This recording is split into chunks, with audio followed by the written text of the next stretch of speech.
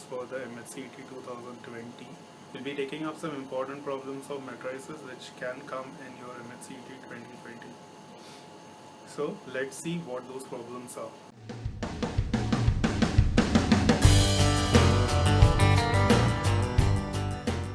So let us take this first problem. So it is telling us that if E of theta is defined in this format, that is cos square theta, cos theta, sine theta, cos theta, sine square theta, and theta and phi are two variables which are basically angles which are differing by an odd multiple of pi by 2. Then it is asking us what will be the value of E of theta into E of phi, and what is going to be the matrix, the multiplication of E of theta into E of phi, whether it is going to be an identity matrix, a diagonal, or a null, or none of the above. So first of all, there are 2-3 things which we have to understand. This particular problem is not only just relevant to matrices, it is also relevant to the other topics which you will understand as we go forward. So first of all, E of theta is nothing but this matrix. To understand what is E of phi, we have to just replace theta with phi. Now let us go for the next information which is given, that is theta and phi differ by odd multiple of pi by 2. So let us see mathematically how will we represent it. So they are telling the difference of theta and phi is odd multiple. So odd multiple is always going to be given by 2n plus n into pi by 2. So whenever you have to represent an odd number, it is always going to be given by 2n plus 1. So from this we get the relation of theta and phi, or basically we get theta is equal to 2n plus 1 pi by 2 plus phi. So now if you want to represent what is E of phi, so if we want to just find what is E of theta, E of theta is this thing. Now what we will do is we'll represent my theta in terms of phi. That means my E of theta should be represented in the terms of phi. So what we need to just basically find what is going to be the value of cos theta, sine theta, and then substitute in that. So let us find what is going to be cos theta. So cos theta is, we know theta we have already found over here. So it is 2n plus 1 pi by 2 plus phi. Now let us open this up. This is of the form cos A plus B. So we know that cos A plus B is nothing but cos A cos B. So it's cos of 2n plus 1 pi by 2 cos phi minus sin A sin B. So that's sine 2n plus 1 pi by 2 sine phi. So now let us try to understand what is this particular thing. So it's cos of 2n plus 1 pi by 2. So for any term of pi by 2, we know that cos is always going to be 0. You can see from here itself. We know the value. If I draw the unit circle, the coordinate at this point is 1, 0. At this point it is 0, 1. At this point it is minus 1, 0. And at this point it is 0, minus 1. So that means the x coordinates are for the cos and the y coordinates are for the sine. So from here it is 0, 1. That means cos pi by 2 is 0, sine pi by 2 is 1. So for and also over here for cos 3 pi by 2 we are getting a 0, and for sine 3 pi by 2 we are getting a minus 1. So that means my cos is going to be having the value 0 for any multiple of only the odd multiples of pi by 2. So that means this term becomes 0. Now to understand this term, now this term you can see it is either having a 1 or a minus 1. Okay. So the 1 and the minus 1 basically depends on the n value. If my n over here, if I just substitute n is 0, that means it is going in the positive direction. So it becomes 1 plus 1. If my n is 1, it becomes minus. If my n becomes 2, then it again goes over here, that is sine of 5 pi by 2. that goes over here, which is plus 1 again. So you can see depending on the n, my 1, the answer is either 1 or minus 1. So that leads us to the answer, that is minus 1 raised to n. Now on the similar basis, I find what is sine theta. So sine theta is going to be again sine of this thing itself. So I'm just writing directly. So it's going to be sine a plus v. So sine a plus v is going to be sine a cos b plus cos a sine b. So similarly, you can see this term was 0. So again this term becomes 0 because of this. And this term we have already discussed, it is minus 1 raised to n. So that is why sine theta becomes minus 1 raised to n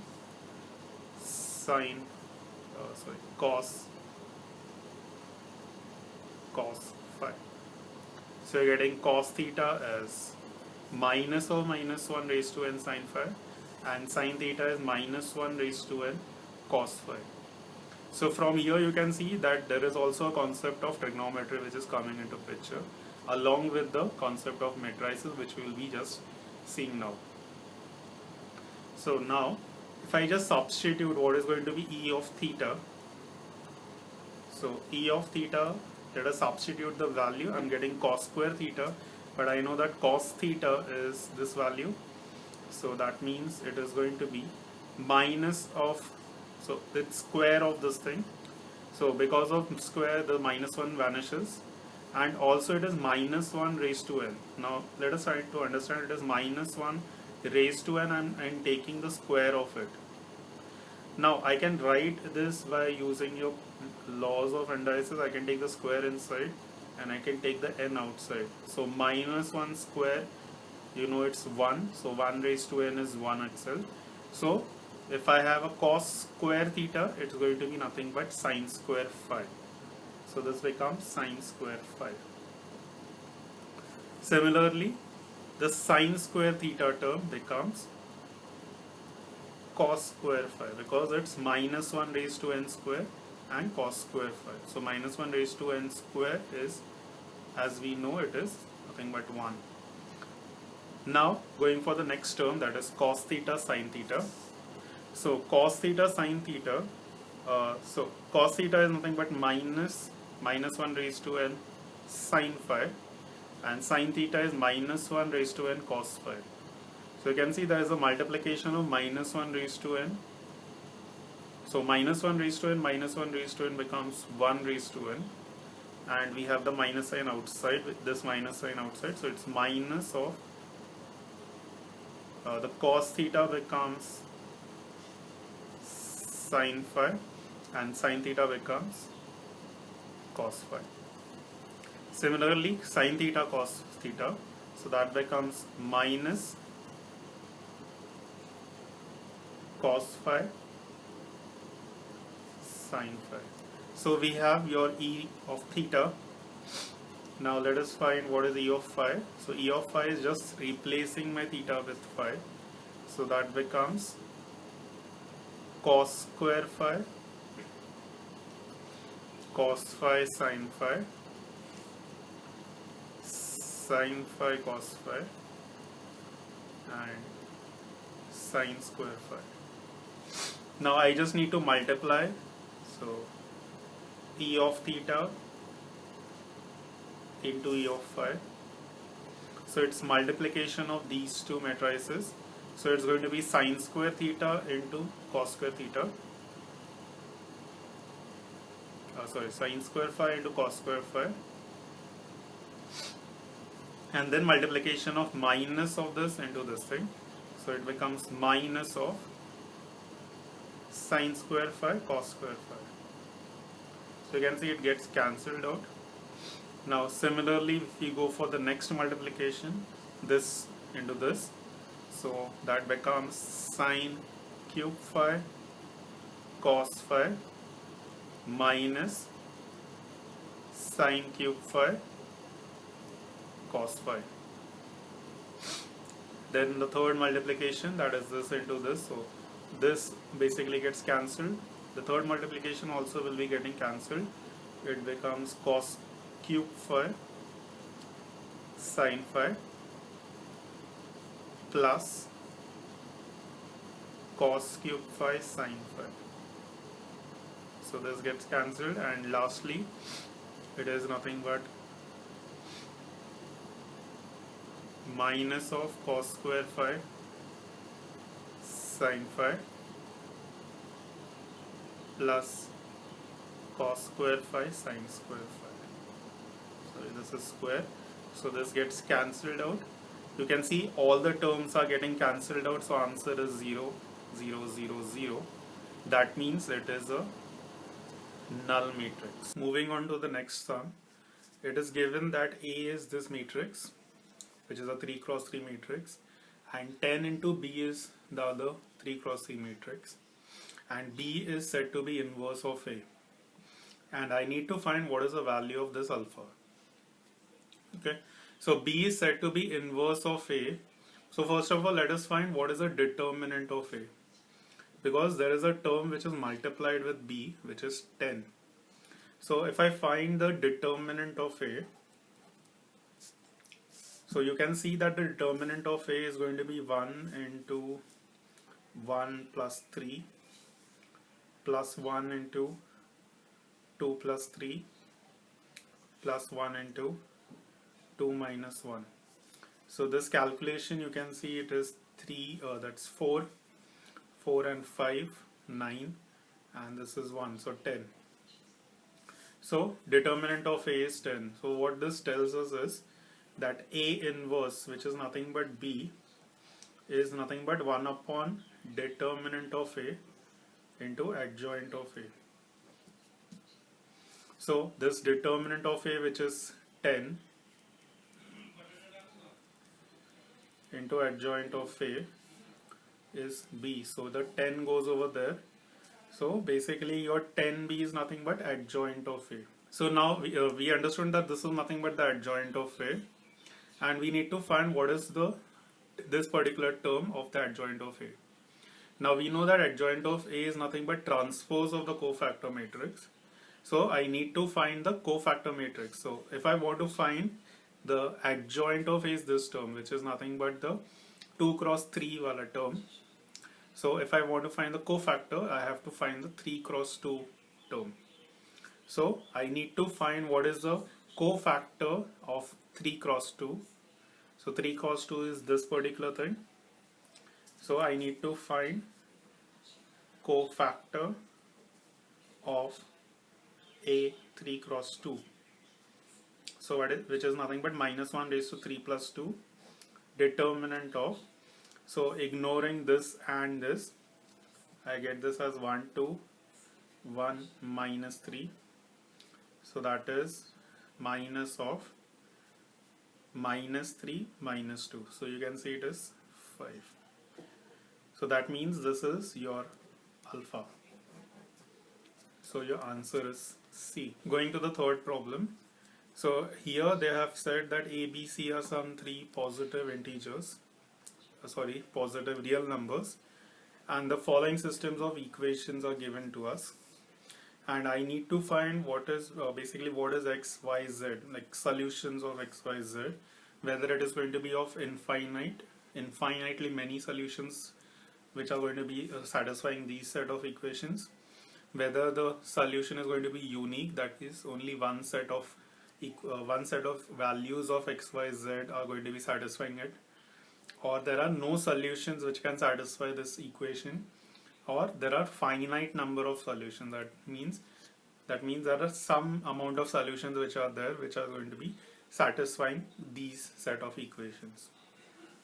So now to make this into a simple problem, since we are dealing with matrices, or basically the system of equations, whenever we are dealing with system of equations, we need the equations in the linear format. That is, we don't want the variables in the square format, so we need it in the linear form. So what we'll do is we observe that all the terms are like x square by a square. Here also we have x square by a square. or it is y square by b square or z square by c square. So what I will do is I will write x by a the whole square as L, y by b the whole square as m, and your z by c the whole square as n. So rewriting the equation, I get this as L plus n. So L plus m minus n is equal to 1. This equation becomes L minus m plus n is equal to 1, and this becomes minus L plus m plus n is equal to 1. So now representing this in the matrix, so it becomes 1, 1, minus 1. This is 1 minus 1, 1. This is minus 1, 1, 1. L, M, N. And this is 1, 1, 1. So now solving, reducing this. So using this one will make these 0. So I will do R2 changes to R2 minus R1, and R3 changes to R3 plus R1. So this changes to, this becomes 0. This is minus 1, so minus 2. This becomes 2. This becomes 0. This becomes 2, and this becomes 0 because it is just addition.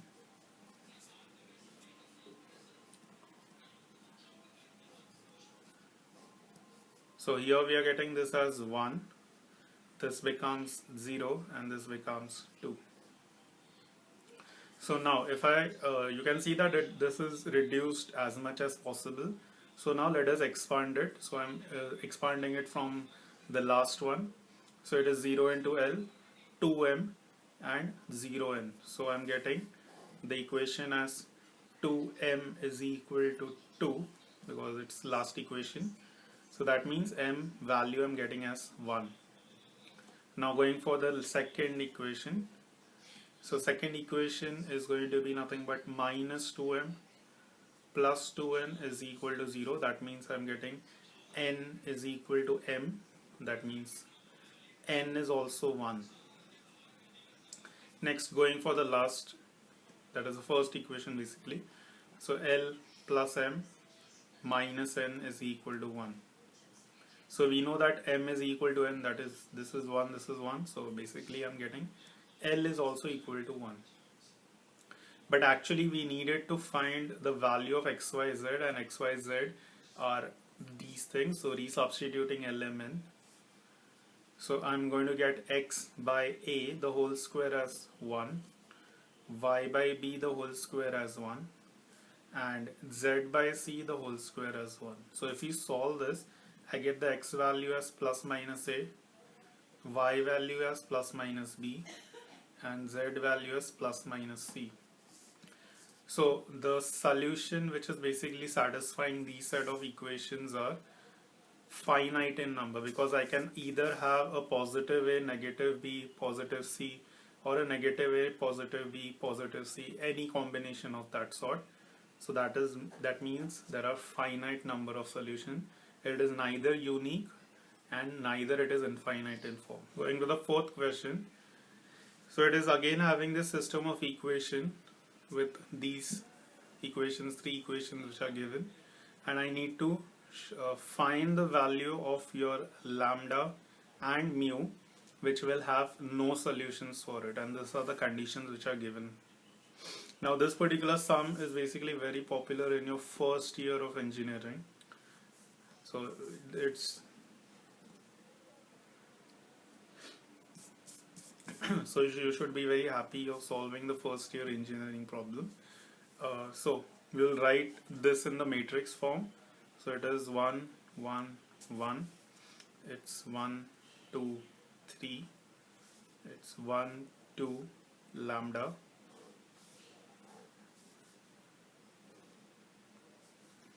The variables x, y, z is equal to 6, 10, mu.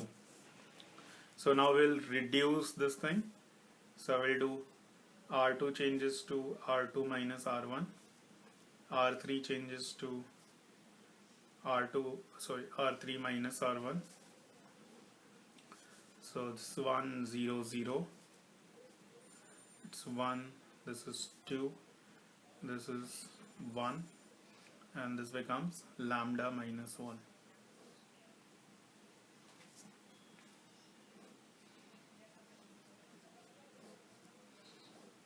Here we will be getting 6, this is 10 minus 6, that's 4, and mu minus 6.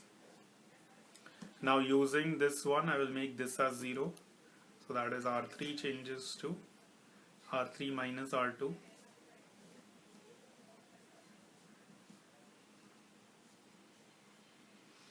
So this is using this one, I'm making this 0, so this is 0, and this becomes lambda minus 3.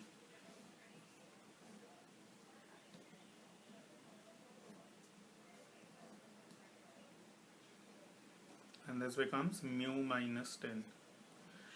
Now understanding the concept of no solution, just going for some quick understanding, that is the concept of rank. Understanding the concept of rank of A. Rank means it is number of non-zero rows in a particular matrix. So it is talking about rank of A, that means this is my matrix A, and I need to find how many non-zero rows are present in it. So now what do you mean by non-zero rows? Zero rows are nothing but the entire row should be 0. So it depends basically on this value, because this is, you can see it is 1 1 1, so there is definitely no zeros, all zeros present, and this is 0 1 2, so this is definitely not all zeros, only the last row over here. If I make lambda as 3, then this becomes a 0 row, so that means rank of this becomes 2. Now going for what is AB, so AB is nothing but this is B, so if I just combine A and B together, so that becomes rank of AB. So here it will depend on both the values, that is lambda minus 3 and mu minus 10. So if I make both mu minus 10 and lambda minus 3 equal to 0, then in that case I will be getting the rank basically of AB as 2. So if I make lambda is 3 and mu is 10, then that means this entire row will be 0. So I need that rank of A should not be equal to rank of AB. So that will only be happening if I say, let us say I make lambda minus 3 is 0. So if I make lambda minus 3 is 0, that means rank of A will be 2.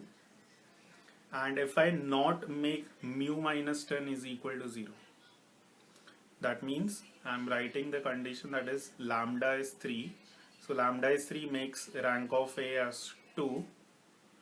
But if I make mu not equal to 10, so that will make the rank of AB as 3. So the condition is satisfied for no solution. So if I don't want any solution from a system of equation, you have to always go for rank of A is not equal to rank of AB. Always your rank of A should be less than rank of AB. So you can see that's nothing but option D. So going for the last question of this particular video. So it is given that A plus I is equal to this 2 cross 2 matrix, and I need to find what is A plus I into A minus I. So I have already been given what is A plus I. I need to find what is A minus I. So just writing the equation A minus I can write it as A plus I minus 2I, because you get back this A minus I. So it's basically 3 4 minus 2 1, that is A plus I, this thing, minus 2I. So minus 2I is nothing but 2 0 0 2. So I need to just do subtraction of this. So that is 1 minus 2 4 minus 1. Okay, so you'll just multiply these two, that is A plus I, which is this matrix, A minus I, which we have just found out, so it's multiplication of this. So it becomes 3 minus 8 minus 6 plus 2, 4 plus 4 minus 8 minus 1. So it becomes minus 5 minus 4, 8 minus 9. So you can see that the answer for this is your A. So guys, thank you for watching this video. So requesting all to be safe and keep learning, keep watching, and do subscribe to our channel. Please do like, please do share with your friends. Thank you. So happy watching, happy learning, and stay safe. Bye.